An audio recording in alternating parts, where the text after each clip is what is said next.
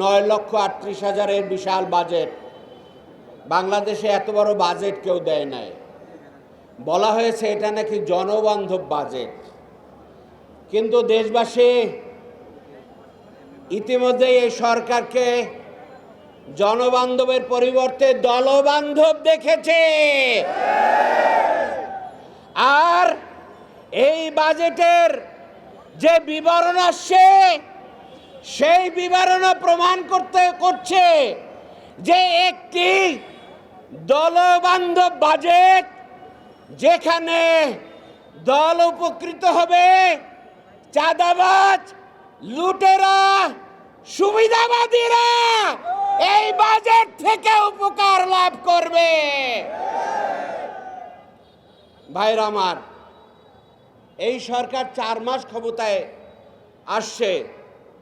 জনবান্ধব সরকার বিদ্যুতের বিল বাড়িয়ে দিয়েছে। জনবান্ধব সরকার তেলের মূল্য বাড়িয়ে দিয়েছেন। সংসদে বাজেট দিয়ে আলোচনার মধ্যেই তো বাড়াতে পারতেন, কিন্তু তা করা হয় নাই। বিদেশি যোদ্ধারা যারা বাংলাদেশে পুঁজি সংগ্রহ করে দিয়ে দেন, সেই রিমিটেন্স যোদ্ধারা ব্যাংকে টাকা পাঠায়। সেই ব্যাংক লুট করে নিয়ে গেছে এস আলমরা।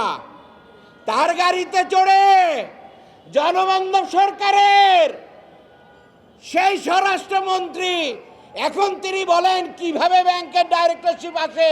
এটা দেখার বিষয় না, জাতি এটা দেখতে চায় কিভাবে ব্যাংক লুট হয়, কিভাবে জনগণের টাকা আত্মসাৎ করা হয়, এবং কিভাবে প্রশাসনকে কাজে লাগিয়ে, রাষ্ট্রযন্ত্রকে কাজে লাগিয়ে জনগণের অর্থের আমানতকে খেয়ানত করতে হয়। এটা দেশবাসী দেখেছে। 9,38,000 টাকার বাজেট দেওয়া হয়েছে। সেই বাজেটের ঘাটতির সম্পর্কে আমাদের পূর্ববর্তী বক্তারা বলেছেন। এই সমস্ত ক্ষেত্রে যে বিরাট বাজেট রাখা হয়েছে, সেই বাজেট থেকে লুটপাট হয়।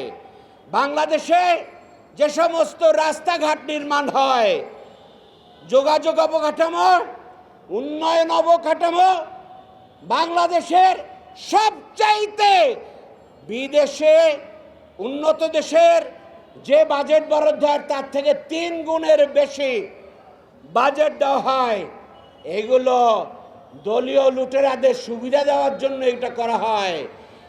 এই বাজেট যদি জনবান্ধব হতো তাহলে এই বাজেটের পরিমাণ আরো অনেক কম হতো এবং উন্নয়নের ধারা আরো ব্যাপকভাবে জনবান্ধব কল্যাণকর হওয়ার সুযোগ ছিল।